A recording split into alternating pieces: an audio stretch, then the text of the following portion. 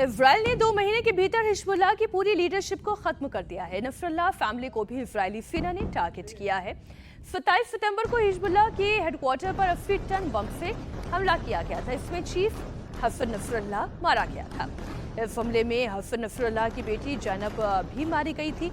Nasrallah के दामाद हसन जाफर कासिम की मौत हो गई थी। मीडिया रिपोर्ट्स के मुताबिक सीरिया के दमिश्क शहर के करीब हवाई हमले में उसकी मौत हुई है और अब नसरुल्लाह के भाई हाशिम सैफुद्दीन की मौत का भी दावा किया जा रहा है।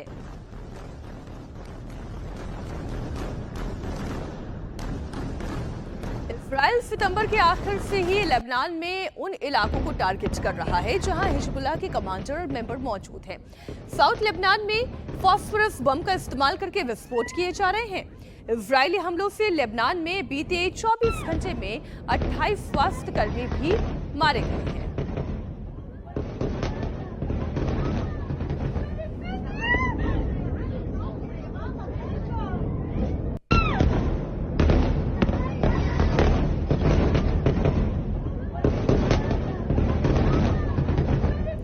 लेबनान की हेल्थ मिनिस्ट्री के मुताबिक पिछले 24 घंटे में इजरायली हमलों में 37 लोग मारे गए हैं और 151 घायल हुए हैं।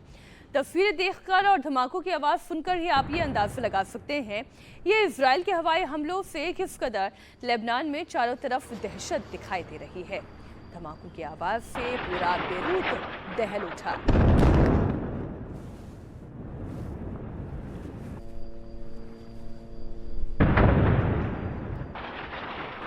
इजरायल को इस बात का फर्क नहीं पड़ता है कि ईरान, लेबनान, इसके अलावा सीरिया, चाहे यमन, इन तमाम देशों की बात करें वो सब एक साथ हो जाएं।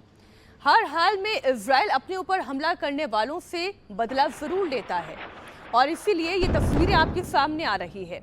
लेबनान में इजरायल का ग्राउंड से लेकर आसमान तक हर तरफ ऑपरेशन चल रहा है।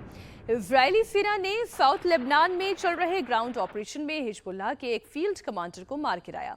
इजरायली डिफेंस फोर्स ने बताया कि एयरफोर्स के साथ ही एक जॉइंट ऑपरेशन में एयर स्ट्राइक के दौरान हिजबुल्लाह कमांडर की मौत हुई है। बेरूत एयरपोर्ट के पास रात को इजरायल ने एयर स्ट्राइक की। 10 से ज्यादा धमाकों में 9 लोगों की जान चली गई है। इजरायल ने हिजबुल्लाह से जंग में दक्षिणी लेबनान के 25 गांवों को खाली करने के लिए कहा है।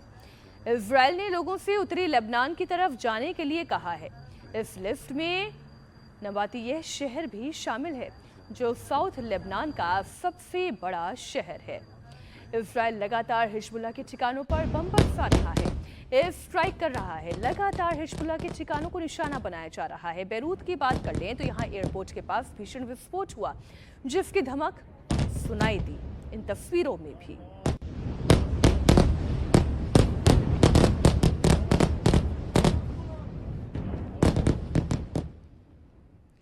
आइए अब आपको बताती हूँ कि इजराइल इस वक्त कितने फ्रंट पर जंग लड़ रहा है और उसके दुश्मन देशों में इस वक्त कौन कौन है जिसे ईरान सपोर्ट कर रहा है।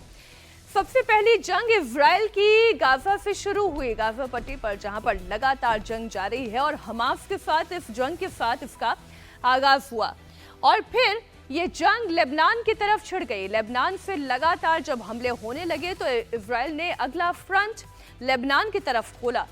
फिर यमन, जहां पर हुती विद्रोहियों के साथ, हुती आतंकवादियों के साथ इजराइल लोहा ले रहा है और इस बार तो ईरान ने सीधा सीधा वॉर फ्रंट खोल दिया है। तो ये वो 4 देश है जिनसे इजराइल इस वक्त लोहा ले रहा है।